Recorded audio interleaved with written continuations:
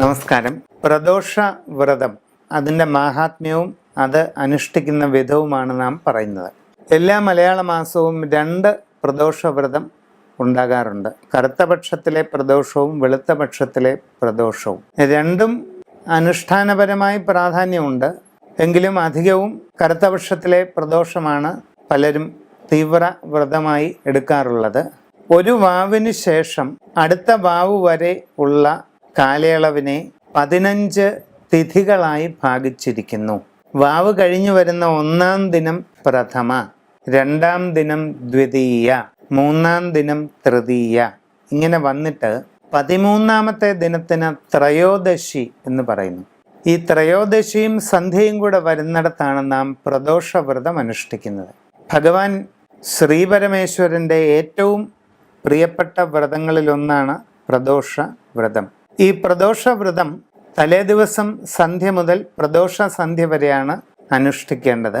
തലേ ദിവസം സന്ധ്യയ്ക്ക് കുളിച്ച് ശിവക്ഷേത്ര ദർശനം നടത്തി ക്ഷേത്ര തീർത്ഥം സേവിച്ച് ഗൃഹത്തിലെത്തി ശിവപഞ്ചാക്ഷരം 1008 ജപിച്ച് അന്ന് രാത്രി ഉപവാസമായി കഴിയുകയോ അതല്ലെങ്കിൽ തീരെ വയ്യാത്തവർക്ക് ലഘുഭക്ഷണം കഴിക്കുകയോ ആവാം. പിറ്റേ ദിവസം കുളിച്ച് ശിവക്ഷേത്ര ദർശനം, പഞ്ചാക്ഷരി ജപം തുടങ്ങിയ ഭജന അനുഷ്ഠാനങ്ങളുമായി മുമ്പോട്ട് പോവുക. പ്രദോഷ ദിവസം പകൽ അരിയാഹാരം പാടില്ല. പൂർണ്ണ ഉപവാസം എടുത്താൽ ഏറ്റവും നല്ലത്. ശാരീരികമായി അതിന് നിവൃത്തിയില്ലാത്തവർക്ക് കരിക്കിൻ വെള്ളമോ ലഘുഭക്ഷണമോ പഴങ്ങളോ ഒക്കെ കഴിക്കാം.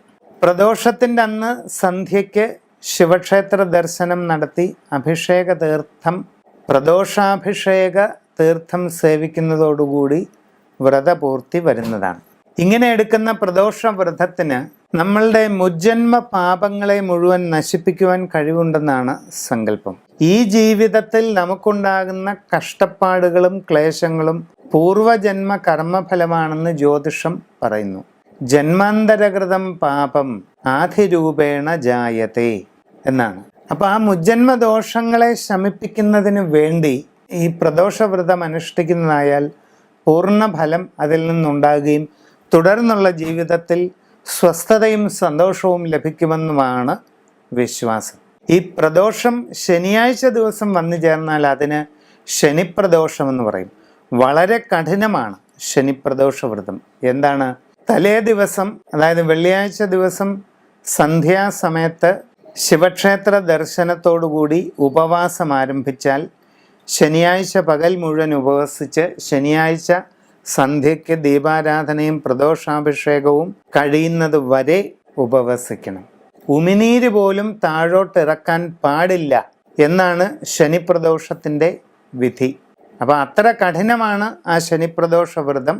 പക്ഷേ ഏകാഗ്ര മനസ്സോടെയും ആത്മധൈര്യത്തോടുകൂടിയും ശിവചിന്തയിൽ മുഴുകി ശനിപ്രദോഷം ജീവിതത്തിൽ ഒരിക്കൽ അനുഷ്ഠിച്ചാൽ നാളതുവരെയുള്ള ജന്മജന്മാന്തര ദോഷപാപങ്ങളെല്ലാം പരിപൂർണമായി ശമിക്കുകയും അതിനുശേഷമുള്ള ജീവിതത്തിൽ ഒരിക്കലും അവരെ ശനിദോഷങ്ങൾ അശേഷം ബാധിക്കുകയില്ലെന്നുമാണ് വിശ്വാസം. ഇങ്ങനെ പ്രദോഷവ്രതവും ശനിപ്രദോഷവ്രതവും വ്യക്തമായി മനസ്സിലാക്കി ശേഷിയുള്ള ഭക്തർ വിധിപ്രകാരം അതനുസരിച്ച് അത് അനുഷ്ഠിച്ച് ഭഗവാന്റെ അനുഗ്രഹങ്ങൾ നേടിക്കൊള്ളുക.